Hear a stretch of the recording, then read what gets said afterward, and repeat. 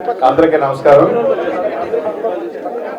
ఇది ఏదో రాజకీయ పార్టీల మధ్య జరుగుతున్న ఎలక్షన్ కాదు. మా కుటుంబంలో ఎవరు సర్వీస్ చేయగలరనుకుని మా మెంబర్స్ నమ్ముతారో వాళ్ళని ఎన్నుకున్నారంటే ఈ రోజు నుంచి ఎలక్షన్ స్పర్ధలు అయ్యి ఉండవు.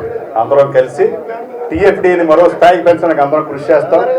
ఇప్పుడు దాకా చేసిన ప్రెసిడెంట్స్, సెక్రటరీస్, ట్రెజరర్స్, వైస్ ప్రెసిడెంట్ల సలహాలు సంప్రదించి కూడా మేము ఎప్పుడు చేపడతాం. వాళ్ళు ఆ టైంలో అనుకున్నవి ఏవైనా మంచి ఆలోచనలు ఉంటే అవి కూడా స్వీకరిస్తాం. ఇప్పటి వరకు ఉన్న టీఎఫ్డిఏని టీఎఫ్డిఏ 2.0గా మేము మార్చుతామని మమ్మల్ని నమ్మి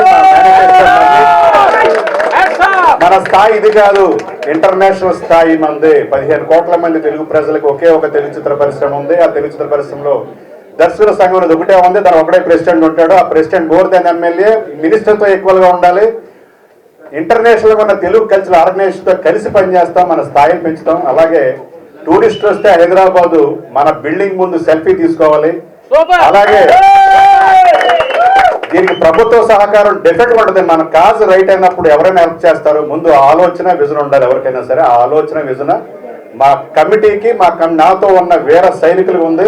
వాళ్ళందరూ కూడా లైక్ మైండెడ్. డెఫినెట్గా ఇప్పటిదాకా మేమందరం, నేను కూడా గతంలో ప్రెసిడెంట్గా చేశాను, భరద్వాజ్ గారు చేశారు, కృష్ణారెడ్డి గారు చేశారు, ఎం శంకర్ చేశారు, సాగర్ గారు చేశారు, కాశీ విశ్వనాథ్ చేశారు. వాళ్ళ తోచింది వాళ్ళ సామర్థ్యం తగ్గట్టుగా ఎప్పుడు కూడా అసోసియేషన్ని మీడియాకి రచ్చకెక్కించకుండా ఎంతో జాగ్రత్త క్రమశిక్షణతో ఇప్పుడు దాకా దీన్ని గౌరవాన్ని కాపాడుతూ వచ్చారు. ఇదే గౌరవాన్ని ఎప్పుడు కాపాడుతూ ఉంటాం, గౌరవాన్ని ఇంకా పెంచుతాం.